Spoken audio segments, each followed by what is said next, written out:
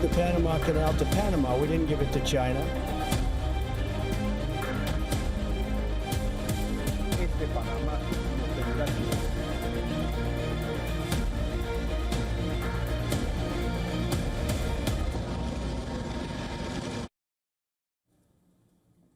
Our next story is about China's secret project in Panama, which has frightened the United States. You must have seen the headlines. Well, U.S. President Donald Trump threatened to take control of the Panama Canal, repeatedly accusing China of having control over it. And now, Panama, acting under pressure, has pledged to terminate a key deal with China. However, beyond the headlines, here's the question that has caught our attention today. What is China doing in Panama? Why has the U.S. president singled out China in his complaints about Panama? Let's understand, but first, here's the latest.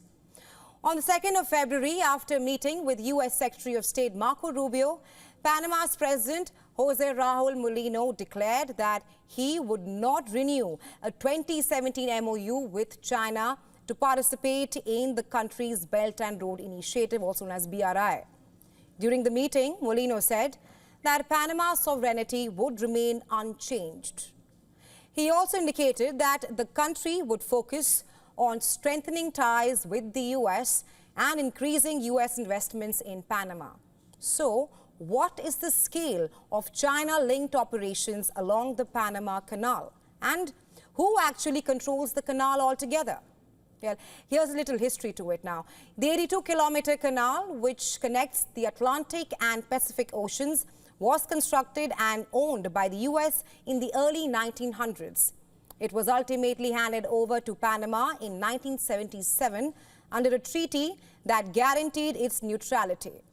The U.S. is the biggest user of the canal, accounting for about 3/4 of the cargo that passes through it each year. What about China now? It ranks as a distant second. Still, it has its influence here. There is a port at both the ends of this waterway. Both ports are operated by a Hong Kong-based company, and this is what Trump meant when he said China is based at both ends of the Panama Canal.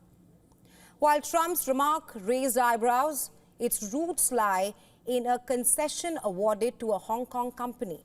Previously called Hutchison Whampoa, it was given back in 1996. And this deal granted operational rights over Balboa and the Cristobal ports to a company that ultimately became Panama Ports Company, a subsidiary of C.K. Hutchison Holdings owned by billionaire Li Ka-shing. Although the contract allowed the company to manage the ports, it did not grant them ownership. In fact, just last year, Panama extended this concession for another 25 years to the Hong Kong-based company. In 1999, the U.S. State Department reassured the public that they found no evidence to suggest that China would gain control over canal operations. And fast forward to today, and there's still obviously a palpable tension. On Wednesday, China's Foreign Ministry spokesperson Mao Nining said, and I'm quoting here, China does not participate in the management and operation of the canal and has never interfered in the affairs of the canal. However, concerns linger. Some U.S. officials and experts express skepticism about a Chinese company's substantial presence in such a strategically important region. After all, in recent years, China has been forcing nations, including Panama, to forego their ties with Taiwan in favor of diplomatic ties with Beijing. It is this move of China that has raised alarms in the U.S. Marco Rubio, Trump's Secretary of State and a noted China critic, has questioned whether such companies could act at China's behest. He has questioned whether these companies could potentially disrupt transit through the canal. Experts say that Beijing could exert pressure or even nationalize Hutchison's operations if it sees fit, particularly during a crisis. But that's not all. In 2017, China scored a major victory in Panama. Panama cut diplomatic ties with Taiwan, the self-governing island that China claims as its own. Panama had been one of the few countries worldwide that recognized Taiwan as a sovereign state. Then, the following year, Panama became the first Latin American country to sign on to the BRI, which, remember, is Xi Jinping's flagship global infrastructure program, otherwise known as China's tool of economic imperialism. Next, a flurry of promises followed. China proposed to build a 250-mile high-speed rail line from Panama City towards the western border with Costa Rica. Beijing also offered to build a new subway line in Panama City. In fact, a slew of Chinese companies even began working on a container port. And that was promised to be Panama's most modern one. Beijing was clear. It wanted to strengthen its support in Panama City. In 2018, Chinese President Xi Jinping visited Panama for the first state visit by a Chinese leader. It did not stop there. Beijing also stepped up its soft power efforts.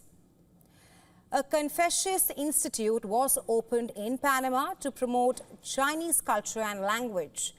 And that's when the COVID-19 pandemic hit. China donated healthcare supplies, but as China's influence grew over Panama, so did the pressure from the US for Panama to distance itself from Beijing. Could all these moves by China then be the real motivation behind Trump's new threats? It could. What does Panama say about all this?